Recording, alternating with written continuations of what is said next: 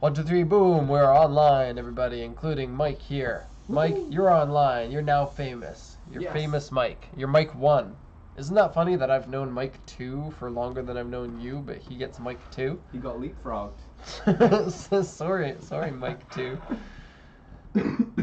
Okay, so live stream Q&A coming at you live. From Japan. From Japan. What's the temperature here in Japan? It looks like it's going to rain today.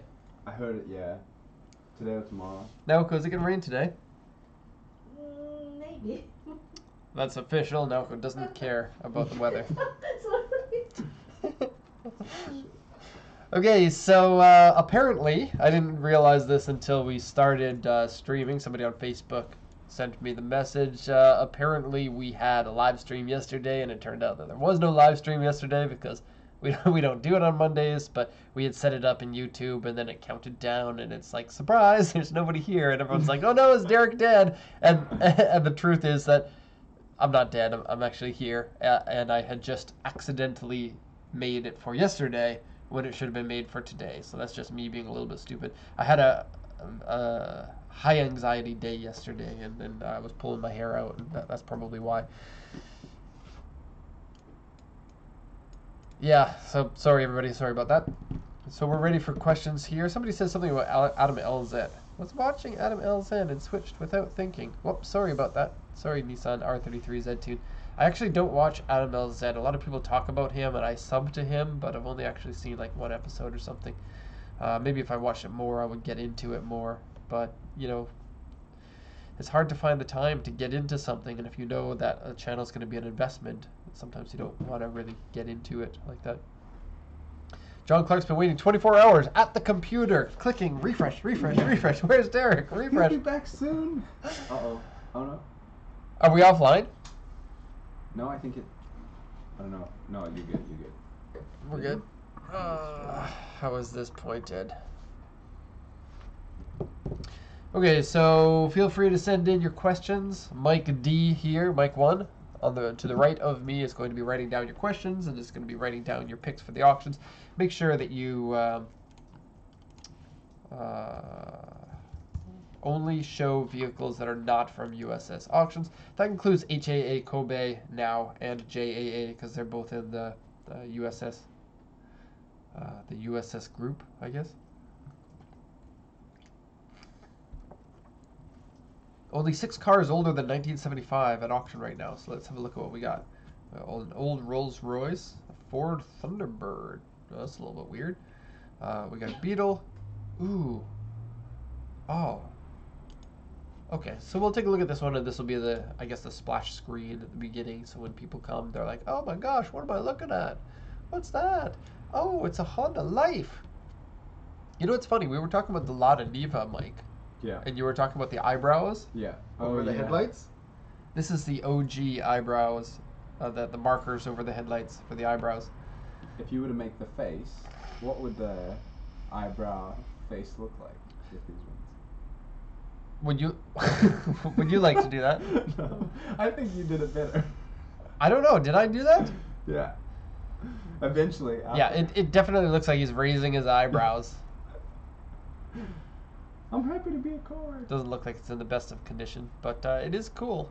Probably pretty hard to find something like this in good condition, although they are kind of a loved vehicle for their unique 70s styling and being a K-van when there weren't very many K-vans.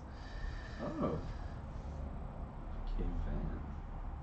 Looks in pretty good shape from the picture. Okay, let's have a look at this one. I wasn't going to, but you guys convinced me. We'll have a look. Looks like blue smoke coming out. This might actually be a two-stroke engine. I don't actually know the answer to that. Color change. Oh my gosh, this does, yeah. This looks like possibly the worst condition vehicle that I've seen. I'm surprised that they got it into the photo booth. It would actually be kind of fun to buy this and then just play around with it and then send it back to auction. I've always loved the styling of these. I think it's very cool.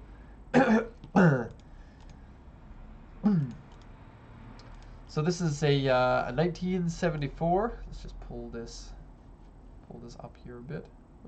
Can you see it? I don't know. over here. Sorry, I'm blocking the way. 1974 Life step van. The engine size is a 360cc because back in this era, the K vehicles had to be 360cc. That's where you get the name for Subaru 360 and N360. The 360 is in reference to the engine size. Just getting a message from somebody. Make sure that you're checking bids because I don't want to miss anything. Yep. Oh, also, this stream's only going to be 30 minutes long instead of the regular 60 minutes because we're really busy at the moment. And hence part of the anxiety I was having yesterday. Okay, so color change. Front inner panel dented. Various corrosion holes that are large on the vehicle. Engine room has corrosion in it. This is a corrosion car. That's a really funny comment. I've only seen that a couple of times. It's a corrosion car. The engine makes a lot of white smoke. So probably not a two-stroke if they're mentioning that. Underside has large corrosion on it. Front pillar has a corrosion hole. Center pillar has a corrosion hole. Various paint fade. In fact, I don't see any shininess in that paint at all. Engine oil leak. Underside scratched and dented. Interior is dirty. Steering wheel wear. Seat ripped. Medium size rip. The back door can't open. Door mirror has paint cracks on it, and the doors have corrosion on them. And then if you look at this, look, C2 on both pillars, S2, C3, C3, C3, C2, C. It's everywhere. There's basically more rust on this than there is sheet metal by the looks of it. It's still cool. I don't know how much it's going to sell for. We've never bought one of these. Not only that, we don't usually buy cars that are in such rough condition. So, Mike, Yes. are you setting a bid? Replying to someone about bidding. I will be very quick. I got a plugged nose and it's bothering me. Would you like a tissue? No, I won't be able to blow anything out. Bill Courtney says 1,000 yen, but the starting price is 10,000 yen. So it starts at $100. I don't know. Honda City Turbo, yes, our turbo's in the shop right now. It's been in for a while, Flavian. They're still kind of fixing things. It's not an awful big thing. It just needs the injectors to be replaced, but no injectors exist for that car anymore, so they're going to rebuild the injectors, and that could take a little bit of time. So, yeah, one of the very first fuel-injected cars from Honda. What was Honda's first fuel-injected car? If anybody knows that, please let me know in the comments. Because the Honda City is definitely not the first one, I believe. But it's a 1983, first made in 1983, I think. And during that time, there were an awful lot of carbureted cars. Especially Honda held on to the carburetors longer than other companies did. Which is a little bit weird for them to do that. Because they're also quite advanced as far as the technology in their cars goes. But, you know, maybe that's part of the reason why. Maybe they were so good at making carbureted cars, and they had put so much R&D into them already, that they wanted to carry on with those, and they were still competitive with fuel-injected cars.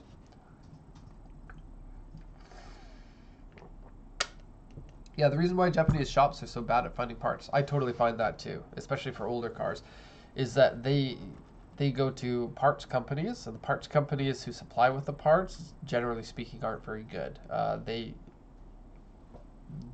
Most parts companies only want to supply OEM parts, and when OEM parts run out, they don't go and find parts. It is not really in their business interest to find specialty places to buy parts from. The stream looks slow on my side. Maybe it's just that computer. Yeah. Yeah, my okay. computer is handicapped at the moment. Okay. Yeah, you can try shutting down like some of... No, that's alright. As long as everyone else can see it, I'm getting comments. Okay, that's cool. The mechanic started working on Derek's Honda City, but needed a tetanus shot immediately after touching it. Ha ha ha ha. Thanks, Josh. You make me feel great inside. And the rust is probably going to be really expensive to fix. I don't know, but I went to another shop that was doing a rust repair on a Z30 Fairlady? No, Z31? Z31 Fairlady. Whoa, we're big. Let's get small. How do we do this? Command minus. There we go. Yeah, so he was doing rust repair on one of these, and he's like, "Yep, we are going to spend about $1,000,000 yen on the rust repair, which is like 8,000 US dollars." And I'm thinking, are these cars really even worth enough to put that kind of money into one of them to repair the rust? I personally wouldn't think so, but maybe these cars are worth more to some people than they are to me or to U.S. people or Canadian people. Cool cars, very 80s, but yeah, generally not one of the Fairladies that people love. They like the ones that came 2 generations before this, and then the one that came after are the ones that people pay attention to, it seems. I have a good question. Sure. Is there any interest in reviving Drive Japan? Oh, who sent that one in? Hunts by Chainsaw.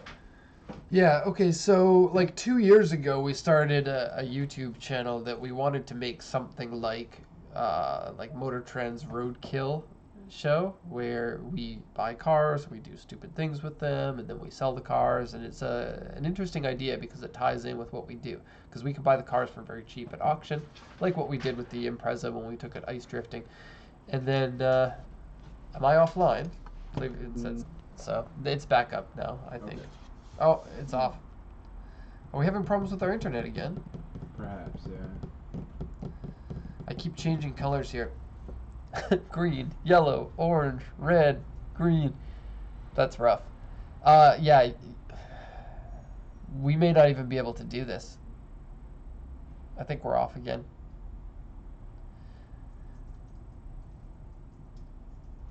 Naoko, we're having troubles with the internet again. Oh, really? Yep. Wow. This is working.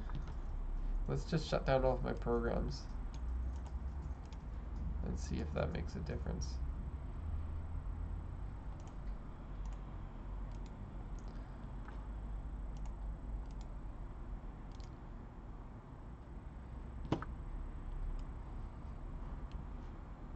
I have no problem.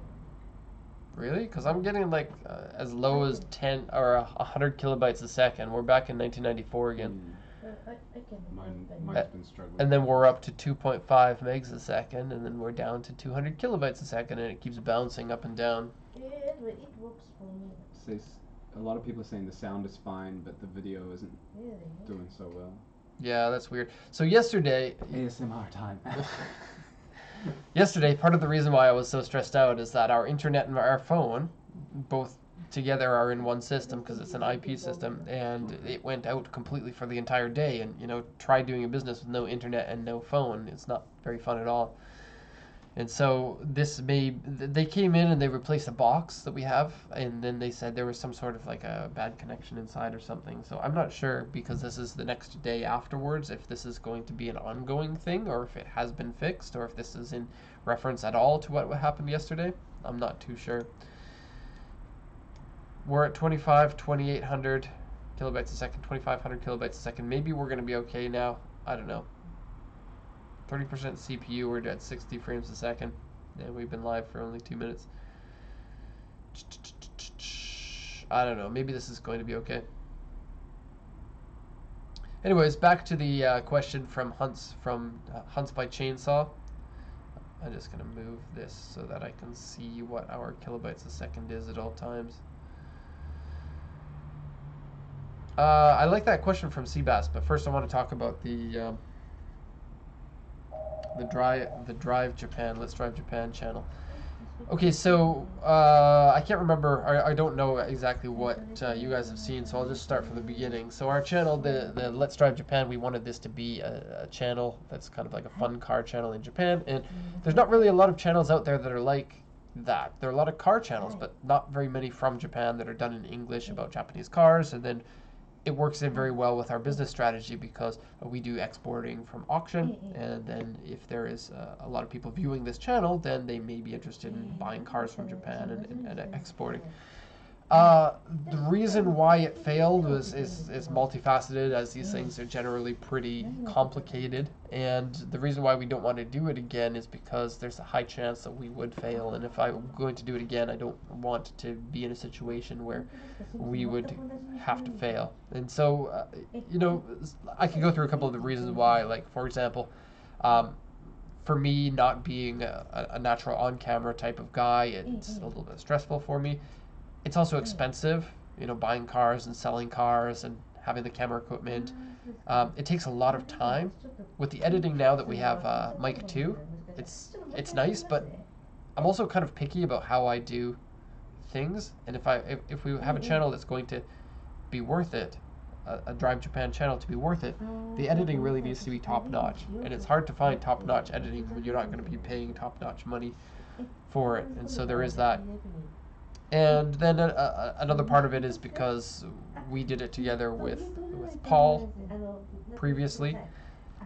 And I think for a channel to work, you really have to have good chemistry on camera, and I don't think that was there between him and I. Not necessarily that it was bad, but I think it's different understanding us about what we wanted it to be like. So, you know, there's that. It just really wasn't worth it. It wasn't doing as well as I had wanted it to be, and it was causing frustrations when people weren't on the same page, because it was a group thing between myself, Andrew, and Paul, and then different expectations about what we wanted and that sort of thing. So. Kevin's asking how Paul is doing. I hear updates about him every once in a while, but I don't speak to him myself. Sounds to me like he's going back to school. That's the last I heard. Still lives in Georgia. Anyways, what was that other question? Is the rotary engine dead? Well, Mazda's the only company that has been doing that, and it's very weird for a car company or like a type of technology to only be used by one car company. Like, think back at the VTEC that was popularized by Honda, but I think it wasn't invented by Honda by any means. And now every company uses it on pretty much every car because it's an excellent technology. I think that the rotary is very special and it's very unique and neat, and I don't think that it's a bad thing, but I think it's very easy to see that it's not something that could become mainstream on an awful lot of cars, and with only one company putting their money into it, and not a very rich company, because Mazda, you know, they don't have very much resources to put into R&D. It would be a long shot to see that ever make any sort of a comeback. I could see possibly them coming out with another one in the future, but I don't think it's ever going to be more than, you know, 1% of the market or so in terms of engines.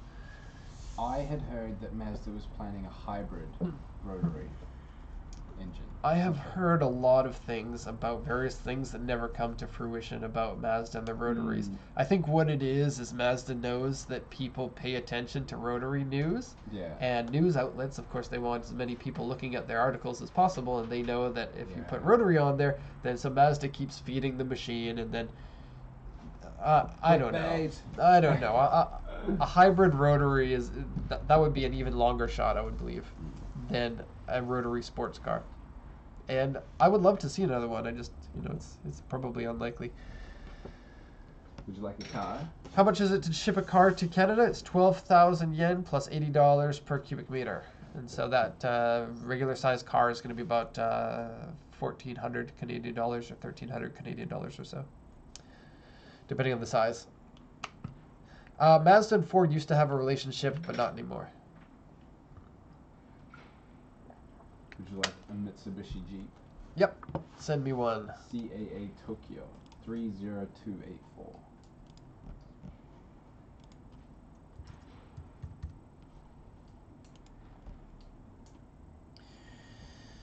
So speaking of Japanese companies working with American companies, the Mitsubishi Jeep here is really fun because they actually had the license from the Jeep brand, the AMC, in order to actually make Jeeps here in Japan. They use a Mitsubishi engine, but the rest of the vehicle you can change parts between, what is it, the CJ, whichever model that looks like this. But then they made this one with the diesel engine, which is extra cool, and they made it until like 1995 or something. And so that means you can get kind of a newer Jeep, but it's still old, and they're not fun to drive. Very stylistically cool, but yeah, very many compromises when you're driving one of these. They're noisy. This one doesn't have any doors, no power steering on them, and probably pretty reliable. The 2.7 liter diesel in this is quite reliable, but yeah, special cases vehicle, not a daily driver. unless you like pain. Still very cool. Oh, I love the turbo decals on it. So 80s, so lovely. The gold and black. It's everything the Mustang wanted to be in the Mustang 2 generation. Except it's a Jeep with a diesel engine and not a sports car. I'm just thinking that I think the Mustang 2 had a gold and black. Mustang 2 Cobra or something. Yeah, I like the styling. Maybe I'm thinking something like this, or maybe there was like a special model of the Mustang that was available through like a car dealer, Hertz or something. Ooh. I don't know. So condition-wise, a lot of these are rusty and in terrible condition. And so prices for them range. You can get them for pretty cheap, like 300,000 yen. A really nice one would be somewhere around 900,000. So that's like 8,000 US dollars or so for top of the line one of these. This is a 1988 Jeep. Of course, it has four-wheel drive. It's a 2.7 liter turbo diesel engine. This one, you can also get them with a gasoline engine. 56,000 kilometers is really nice. And this is the original black paint with the original decals on it. And it seems like this decal package is fairly rare and will add maybe $1,000 or so to the value just because it looks so rad. 5-digit odometer, old car, so see in person for details. Seat is ripped and has some sort of a repair mark or repair done to it. Interior is dirty, bed or like the trunk area scratched, small scratches and dents. Underside surface rust. Exterior has faded paint and some small scratches on it. The soft top is ripped. Various surface rust. Underside painted. And the body looks like it's in fairly good condition. The paint fade looks like it's on the hood here, P2. And then a dent on the hood. The hood is really, really flimsy. It's like made out of thin sheet aluminum. And paint damage on the back here. I like the white rims, and I really like the old style tires. That's a, you know, if I had one of these, it's definitely gonna have this old style tire on it.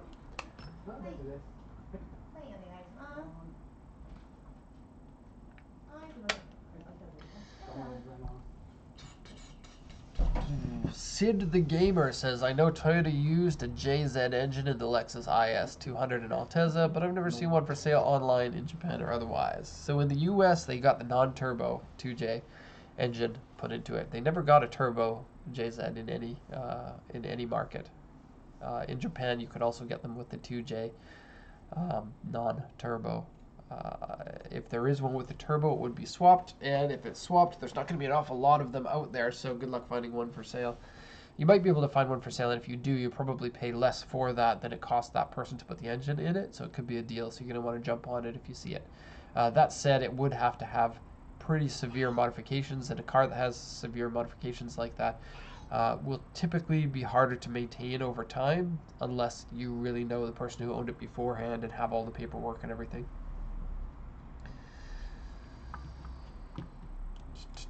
Older Corolla wagons, not an awful lot in Japan. Maybe more expensive here also. I don't know. Now, someone was asking about an Audi A4, which has actually gone through auction already, so I wasn't sure if you wanted to have a look and then I can get you the price. Sure. Try that. Yeah, we were talking about bandwidth. Someone says 53.5 megabits per second in Sweden. Yeah, our internet here in Japan is super, super, super fast, except I think that the streaming service only takes as much as it needs, and so the 3 megs a second is, and it is fluctuating a lot still, is all it needs to do, the 60 frames per second 1080 video. USS. Sorry, can't do it. Never mind.